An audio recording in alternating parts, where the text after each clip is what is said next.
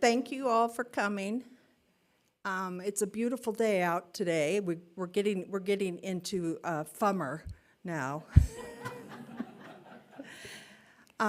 You're in for a treat tonight. This lady is just amazing, and I just met her, so I'm really happy to be able to introduce her.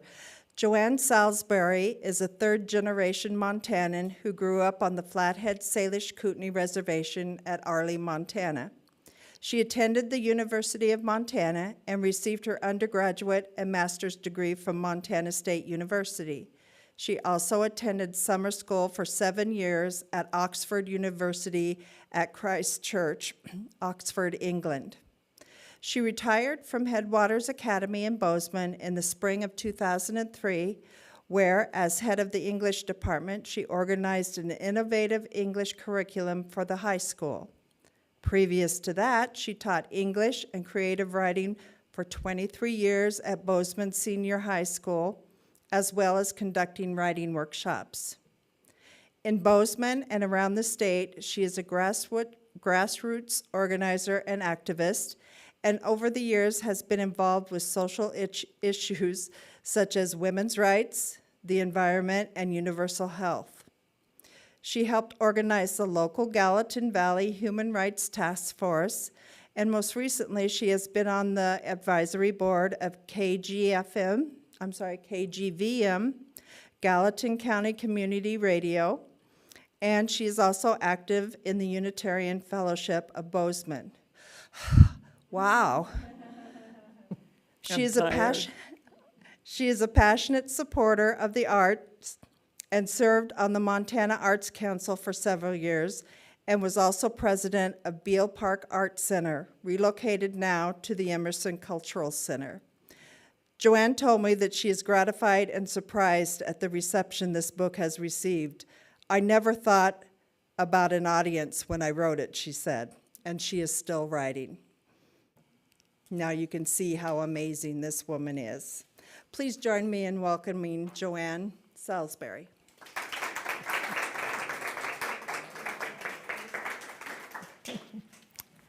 Wow, I hardly recognize that person she introduced. You know, if you live a life, it just sort of happens to you, you know what I mean? And you don't always tabulate or figure out what it all means until at some point you say, I've had an interesting and good life, and I still am. I want to thank you, Deb, very much for your organizing this. And Bonnie, I want to thank you for the greatest lunch that I've ever had since the Queen died.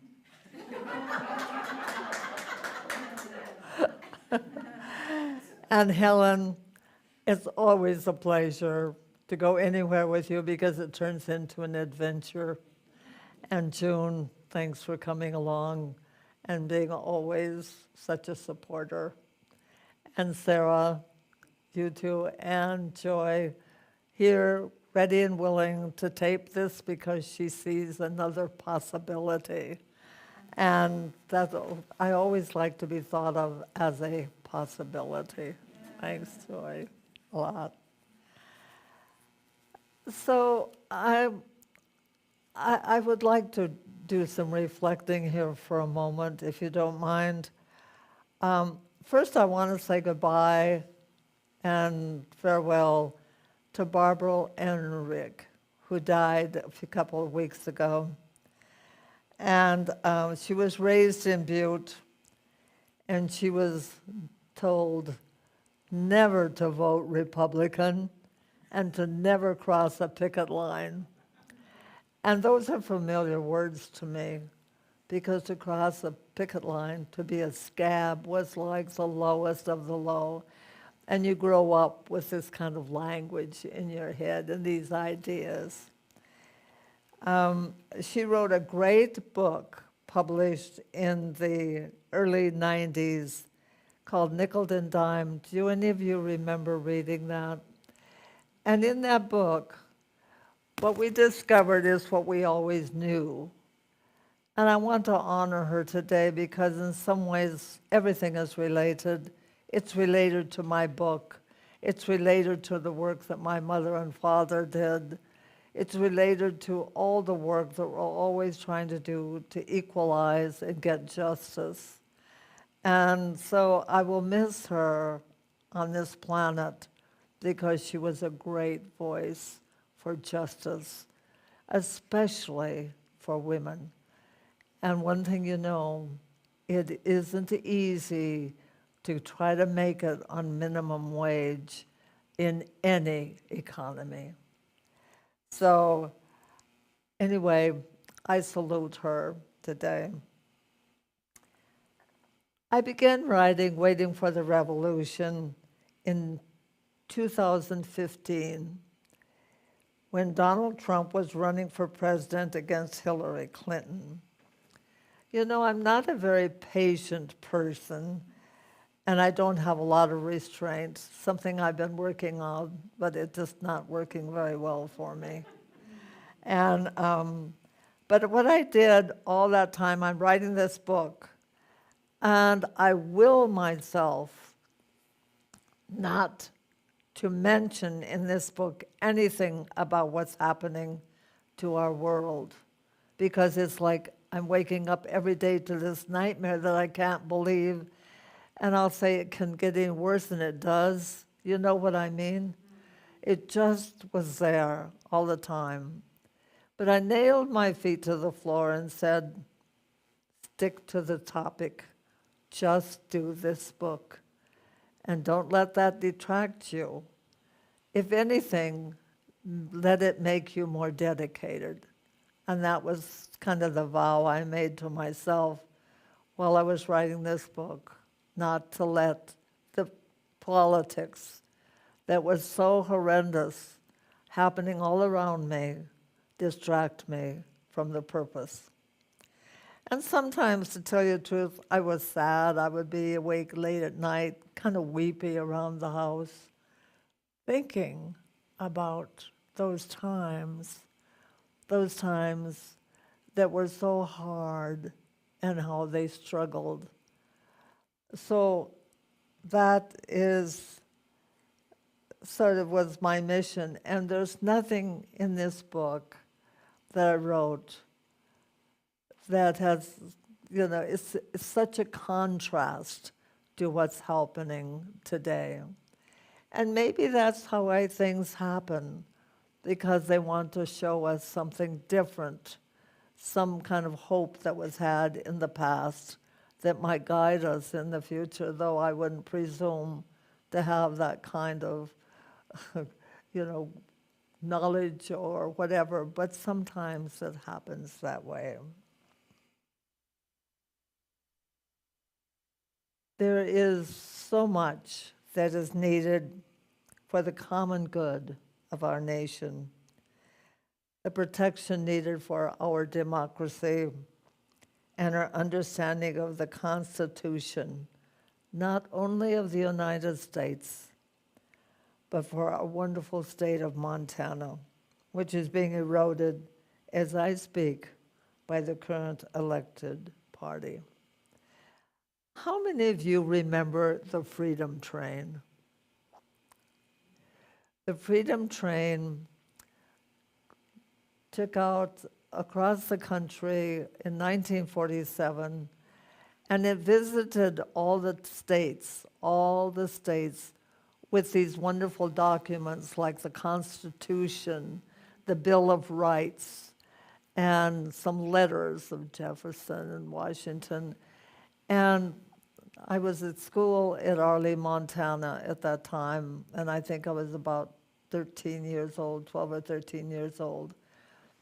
But what our history teacher told us was that those documents were so important to the lives of citizens in the United States, and that we were so proud of the Bill of Rights because it gave individuals rights. So we all went to Missoula, and it pulled in 7 cars, and we got on that. We drove in on the bus and got in onto that train and saw those documents. impressionable. Young kids are so impressionable. And I remember being amazed that this was the Constitution of the United States.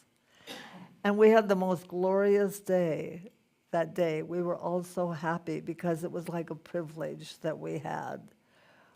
So that will explain to you sometimes how I am so crazed when I see things that go against the Constitution, like the right to privacy, individual rights, things that made our lives so special as Americans, and we were the envy of the world because of the freedoms we enjoyed here in this country. Now, there was always that underbelly where it wasn't so free, but we had that idea, and I saw that eroded so hugely. I couldn't even believe it, that idea of the Constitution. Obama says, and I think he's right, that what happens at the local level is really important to our lives. And we can see that every day.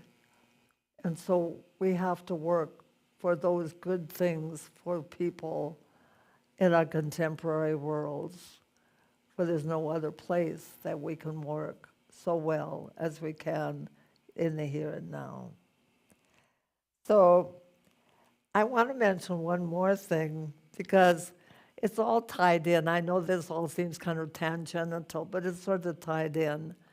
Do you remember the McCarthy era? Well, the McCarthy era was, I was a freshman in college when that was going on. And it was devastating people. It was ruining people's lives. Artists were blackballed. It was awful. It was the talk everywhere you went. And how did that finally get broken? This man who was crazy and accusing and had lists, and he would badger people, and his cruelty and his lack of sensitivity was just out the window. And there was one man stood up, and his name was Fisher. His name was Fred Fisher. And Fred Fisher got up in a great act of courage, and he said, "At long last, have you left no sense of decency? Have you no sense of decency at all?" Now, that is translated, "have you no shame?" But what he said was, "Have you no decency at all?" And somehow, it began to break apart. 3 years later, that man, that Joe McCarthy, died alcoholic, alone, and bitter over his past, and nobody had much to do with him because it was like an awakening. So let's hope that there will be somebody that will stand up, more than those 12 Republicans. Let's hope that more of them will stand up and say, "Sir, have you no decency? Have you no decency at all?" So anyway, that's all, by the way, getting to this book. And it is all connected. It is indeed. Everything is. Well, I wrote this book. I never thought I would. You know, I was a writer and a poet. And although I didn't call myself either one of those things until other people started calling me that, and I was always a little embarrassed, because to be a writer, because I'm a reader and you read such wonderful things, and you just don't know how you can join that group, you know. And a poet, because I think I'm fair to Midland as a poet, but nothing very great, but just something I kind of like to do. And so writing this book, it started out with a pachachka, and that is the 6 minutes, 20 slides, and you have to go like hell, I'm telling you. You have to get it down, distilled into the essence. And so my friend Karen came to me and she said, we've got to do the Plentywood thing because the Red Corner came out. Nobody knows about the Red Corner of Plentywood when it went communist in the 20s and 30s. And I wasn't too interested. I was kind of tired of the whole deal by then, you know. And so we started putting it together, and I said, I will assume the persona of my mother falling in love with the sheriff of Plentywood, who was a communist, while she's a married woman with kids, and he is too. So I assumed that persona. So Karen took what she knew about the gossip, she's much younger, of Plentywood. And then I went on the second part and did it from the perspective of Marie Chapman Hansen, married to Andrew Hansen, fell in love with Rodney Salisbury, the communist sheriff of Plentywood, Montana. He had 6 children. She had 2. There were babies in those families. It is not a pretty sight, you guys. It really isn't. But there you have it. They were madly in love with each other. So after this, Pachachka, people came and they said, Jo Anne, we didn't know that, that you were the daughter of da-da-da. And I said, well, how was I supposed to segue that into a normal conversation? By the way, in case you didn't know it, I am the illegitimate child of, it just didn't work no matter how you swung it. And yeah. And anyway, people, commented over and over again, and then they got me mixed up. Well, were you the one married to him? I said, oh, Jesus, this is really crazy. So I was having coffee with Karen and my friend Mary Beth. And Mary Beth, it's around Christmas, slides a Christmas card over to me. And she says, and this because she'd open it now, and it said, you must write the story of your family, and I will help you with research. And I said, oh, no, I'm not sure I want to do that. And she said, you need to do it.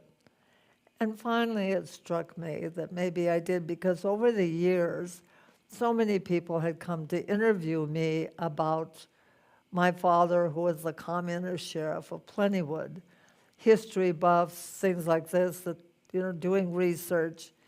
And they were seldom interested in my mother. But the last 2, they were saying, we want to know about your mother. And that put a different frame on it, because it took it not only from my father, but also to my mother, who lived much longer. And so I began the story. And I can't say that it was easy. They lived, a life that was very complex. My father absolutely believed that there should be justice in the world, and he fought for it. And he also had read Karl Marx. Now, my father had a 3rd grade education, and but he read Karl Marx. So you can imagine how hard that must have been for him to read. But he had such a passion for understanding. And at the time, they had these little books, and maybe some of you remember them. They were little books on all kinds of different subjects you could just put in your pocket. And my father had a lot of those, and he had all the works of Shakespeare, these little books. So he read Shakespeare, he read widely. And there's a story about my father that went with his father, with his grandfather, my great-great-grandfather, that they would get on a train and they would stop at a station, and then my grandfather would pretend that he was locked in the bathroom. And he'd be saying, let me out, I'm locked in here, and everybody would gather around, and then my father would go let his grandfather out and say, you okay, Granddad? And then my grandfather would give a Shakespeare, my great-grandfather would give a Shakespeare soliloquy, and my father would dance. He was an Irish step dancer, and they would throw some money. And they would do this because they were riveting poor farmers. And so that is a part of, I think, my father's sophistication, riding on trains, talking to people. So I started to understand about my father, and I'm sure he met wobblies, he met itinerant workers on those trains, and he talked to them.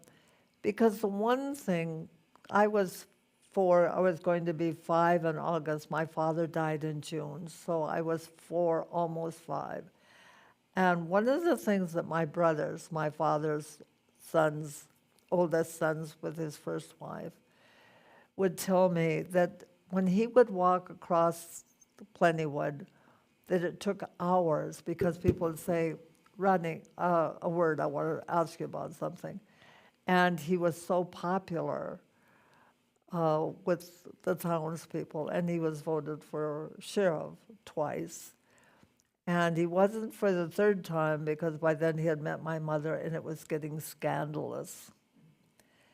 So it's a story of probably 3 tiers to this story. It's a story about homesteading and the land opening up. And my grandfather, Albert Chapman, came with 6 children, and my mother was a baby, to Plentywood, to homestead in 1901. And they stepped off the train, and they had no place to live.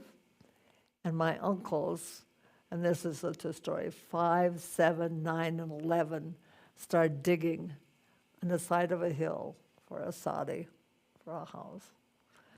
And my uncle always got a lot of mileage out of that. Nobody ever talked about my grandmother or my grandfather like they talked about those 4 uncles digging that soddy. And it was a tough life, a very, very tough life. And they stayed there. They stayed there and formed a life and were in politics, but it was my mother who just could not be contained. And there are people like that. Everybody in that family could do what they were supposed to do. But my mother, she wanted an education. She went to St. Catherine's Academy. And when you think of that, because my grandfather was a Mason and didn't care much for the Catholics, but she managed that. So it's a story of homesteading and the tough life. And when I visited Plentywood, I really got a sense of that. God, there's a lot of land, and there's a lot of sun, and there's a lot of drought. And during that time, there was starvation, and I talk about that. Then there's also the communists, that radicalization of that town. And then there's also the love affair. And so in writing it, I realized I've got a bigger job here than I could have ever imagined. This is very, very intricate. So anyway, starting a book is always the trickiest, and I think ending a book is always the hard. And to end the book, it took me, I would put an ending and I'd go, no, it's horrible. And I'd think about it again. And finally, I got the ending that I went, yes, that's it. I got it finally. And the beginning. And everything in between is my mother's love of the land, her storytelling, my father's quixotic kind of personality and how he died, and how my mother alone raised the 3 children from that marriage, and how the neglect of her 2 other children was manifest. And you know, it reminds me of this, and maybe I'm wrong here, but I think parents who want their children and plan for their children love their children and have a different sense of their children than so many of those frontier pioneer women who had to have children whether they wanted them or not. And there is a difference, I really truly believe. And that's why I'm of the great idea that women must be able to choose their children, and men should be able to choose when they have children, because then they're ready for them, they welcome them, and they have a much better life. Just kind of my cornpone opinion on that. So anyway, I'd like to read to you just a little bit from the book. And it's very difficult to talk about a book, as you might guess. So I'd like to read about homesteading and the land. And that's close in the book. The prairie country has a lonesome cast to the eye, with its sweeping vistas, little springs and coulees, and the haunting 2-noted cry of the mourning dove. All the towns here have a mythical attraction for me. The stories of my childhood were told in the lovely timbered voice of my mother. The first time I saw this country, I was in my early 40s, many years after those pioneers had departed this mortal coil. It was high summer, and the acres of golden wheat undulated in the tireless sun.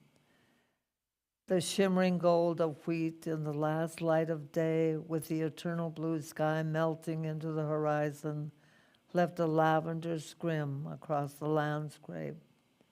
One feels one's own insignificance in the face of the vast, indifferent space, and longs for a voice, a companion to bring one back. And that's what always looked to me. I mean, it was so incredibly beautiful. How did you even find words about the scope of it? And the next one is The Love Affair, page 51. Do you want to hear this?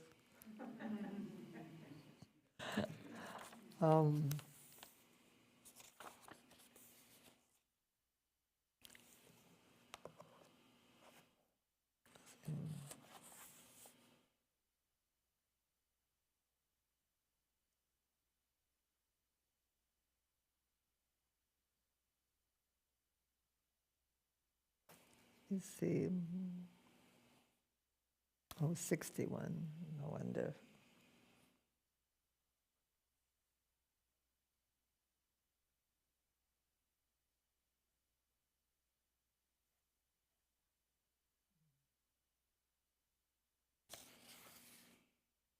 I don't know how I missed that. Oh, here it is.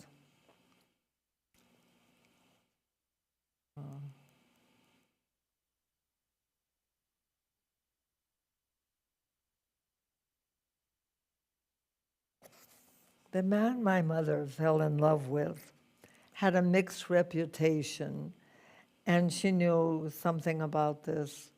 Perhaps it intrigued her more, the way some women are drawn to the outlaw, or in this case, the scofflaw.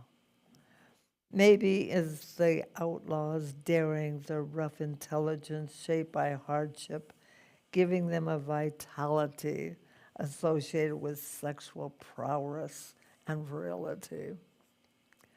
Taking into account her own romantic, rebellious, and artistic nature, and her feelings stultified by the routine of motherhood and being a wife, for Marie, Rodney Salisbury was very appealing. She may also have viewed him as a liberator in the narrowest as well as the fullest sense.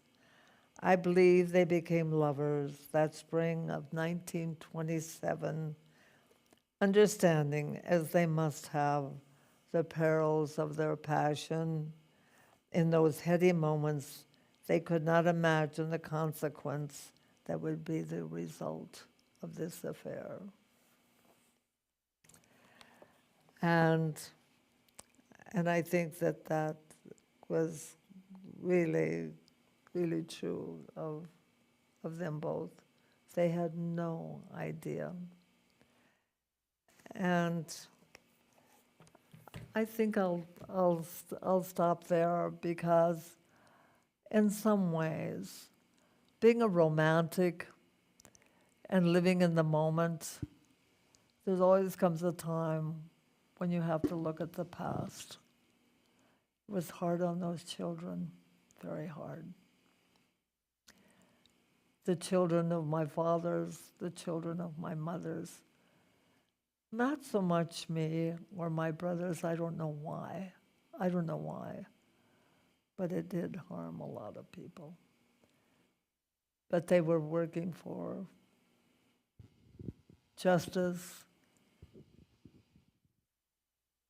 equability, fairness in a world they found not so. So if you have questions, fire away. And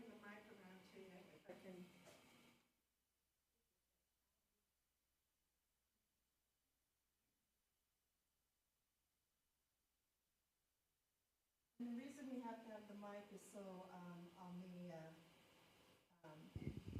video, the questions can be heard by the audience. So my question is, your father's politics and his political involvement is really well known, but I'm wondering about your mother's. Can you talk a little bit about her political journey and her history and her involvement? Yeah, it's a good question, because my mother was a romantic, loved school, did not care for the ranch, but loved the prairie. But when she met my father, I think she really was kind of an open book. And she was curious, and he was charismatic and quick to laughter, fun. And so I think she assumed a lot. She did not read as my father did. I mean, he was a wide reader, and he was aware of justice. And you have the teletype at that time, and you have Charlie Taylor and the newspaper. You have my mother, who also worked at a newspaper.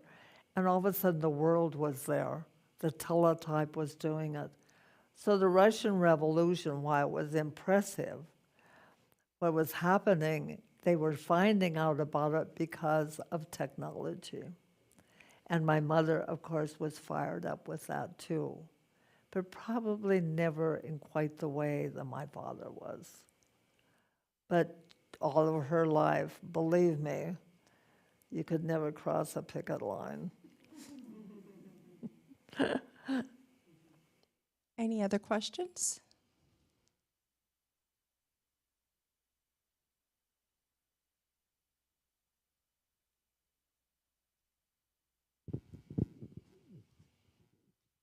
When I read your book, I was wondering about how somebody like your dad, coming from that particular area, how he would become radicalized, and you're suggesting that he read a lot and that radicalized him, but he wasn't alone there.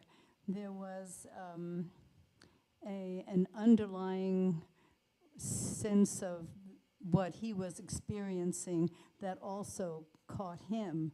And you did mention something about the Danes or the Danish people who came into that area. So, and so I wondered a little bit more about how the influence of the Danish people or those men who came in. Yeah, that's a good question because it's hard to cover enough in a half an hour. So I think that's important.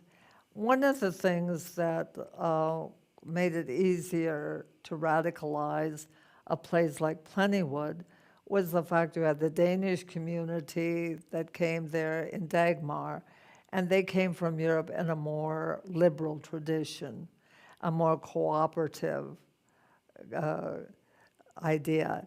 So one of the things about the Danish community, they would loan each other machinery, where during the great plentiful years, the banks would loan money to buy machinery, and then when the slump would come, they'd want the machinery back because sometimes they had liens on the land. And so this radicalized everybody. The Danish community didn't have that problem because they cooperated. They shared machinery. This is the way I understand from my brother Jim, who was my mother's first husband, was a Danish man. And he said they cooperated. They knew exactly who had what.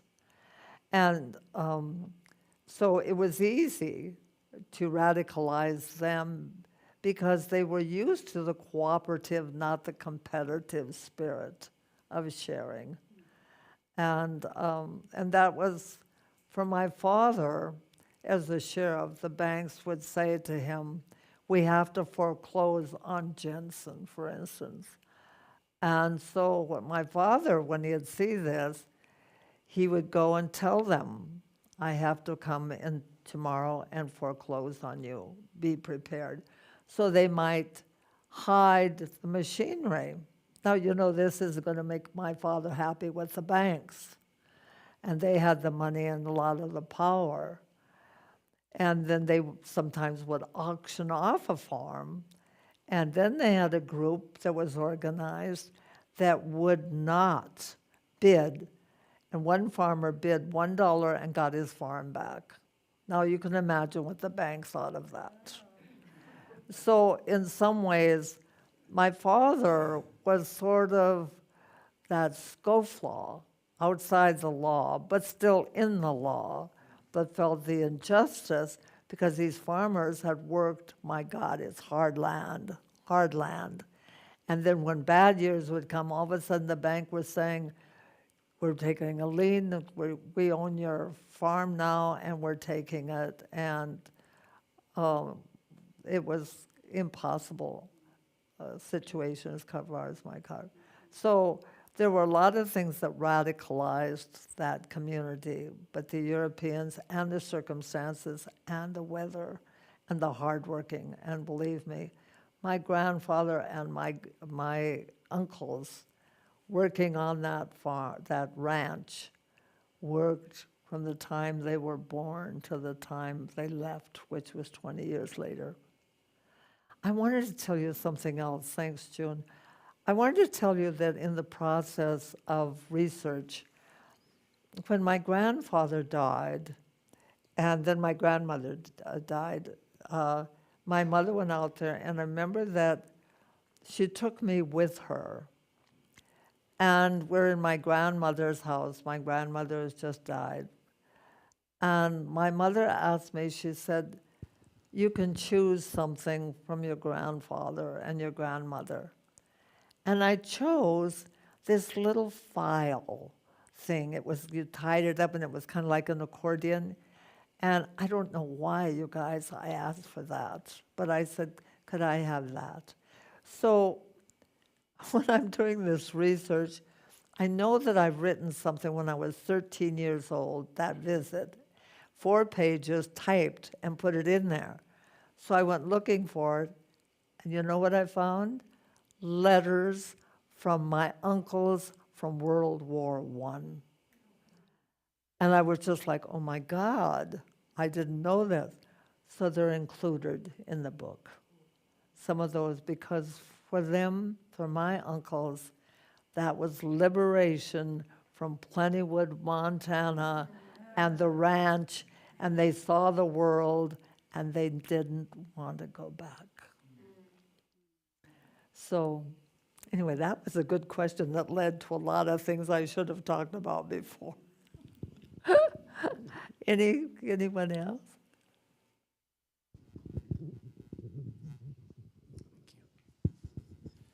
So it seemed as fast as Plentywood became communist, the door closed and it became very anti-communist up there, didn't it? And the communists that were elected to the various elected offices in the legislature all were defeated then, weren't they, a few years later?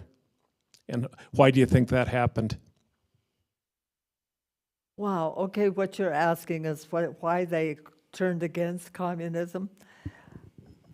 You know, that's a really, really important question that I should have addressed also. Well, there were people in that town that were fighting against the communists, the businessmen, the churches, and also the other newspaper that was run by a man named Polk. And Charlie Taylor had the Producers News. And Charlie Polk had the other one, the Plentywood Herald. And he set out against the communists. And then what happened, actually, it was mixed there. At one time, they had communist legislators. I mean, it was right there. But then the Depression set in, and guess who saved it all? Roosevelt, with his New Deal. And you know, not too long ago, I looked up Roosevelt and the New Deal, and I tell you what, you can say anything you want to about Roosevelt, but the man was totally honored. And there's a book called Betrayer of His Class, in which it says that Roosevelt, as a wealthy man, betrayed his class and would actually say to people, do you really want the rich to own everything?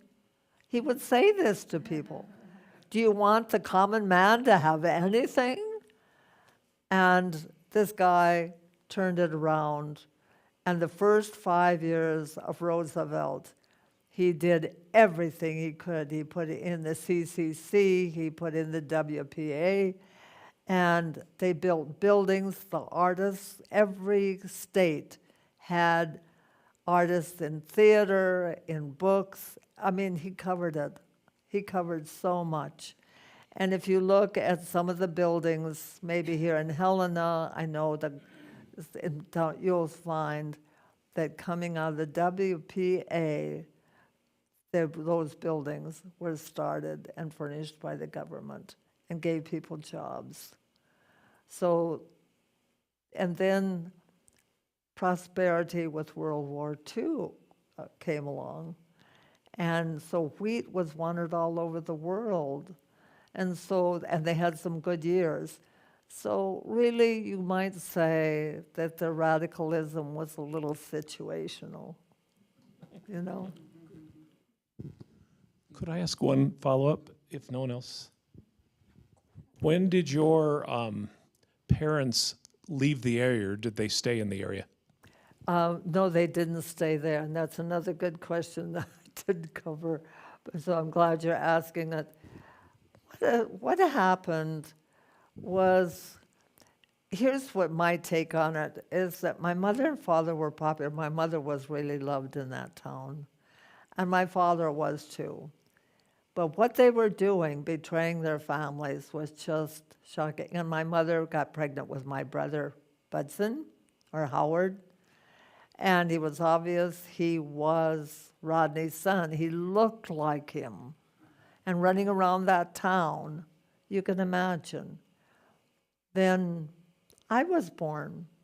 But the interesting thing is, and I will always give him much admiration, her husband, Andrew Hansen, they kept their own families. Andrew Hansen had 2 children of his own with my mother. And when my brother Howard was born, my mother brought him to the house with Andrew Hansen. Andrew Hansen loved him, treated him like his son, and for years, when he was little, my brother thought that was his father. I was born. My mother brought me to Andrew Hansen's house.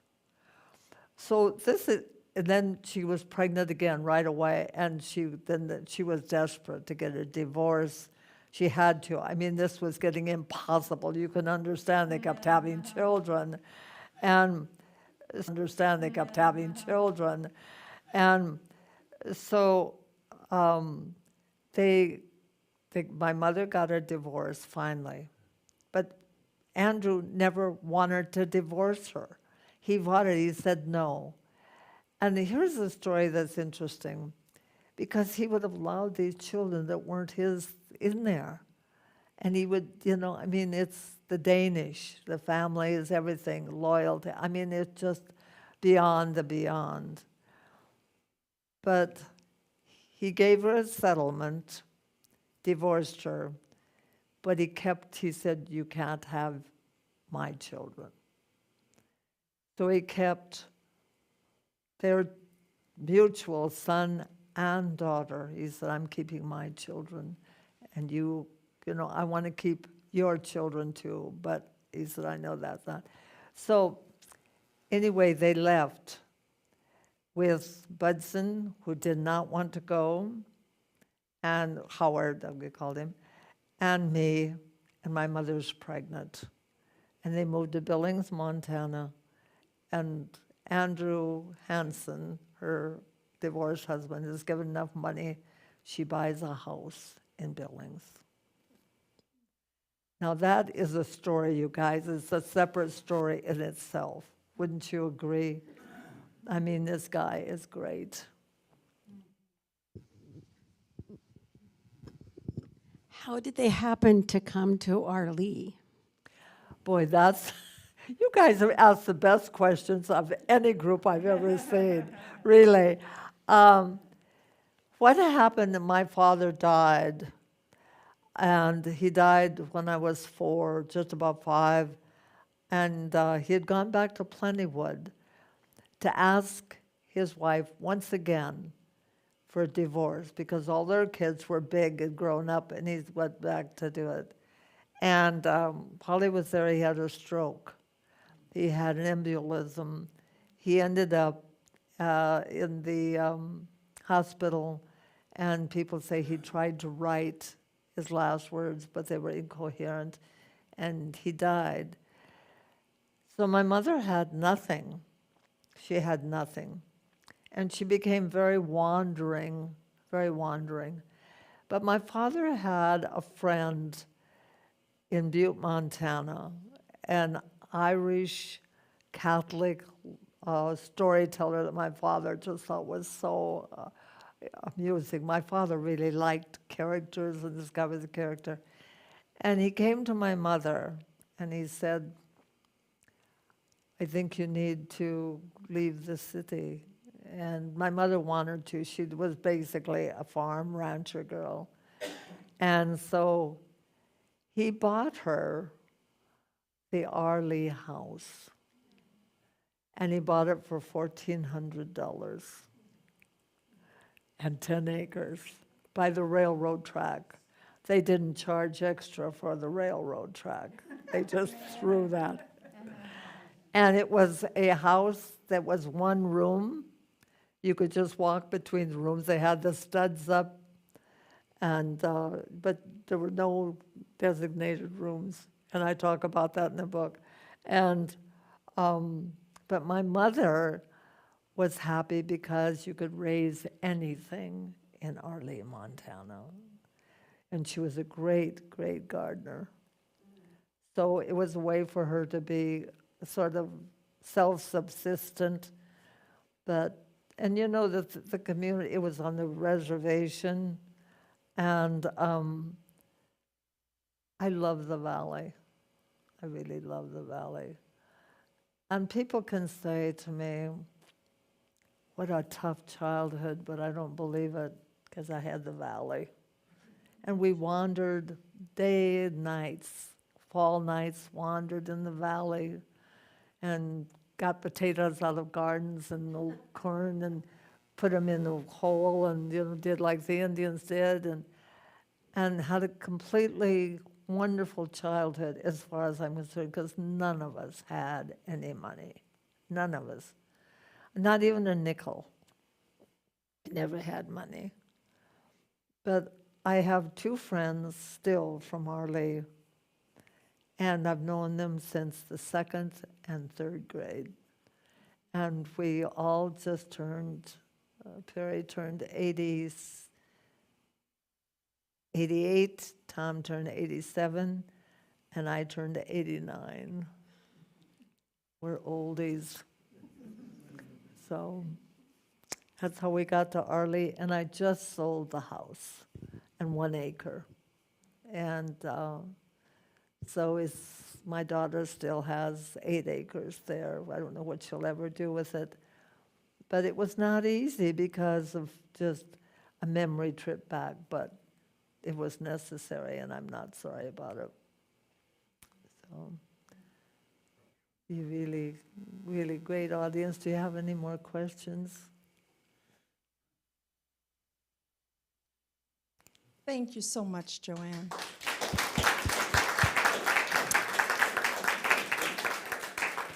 That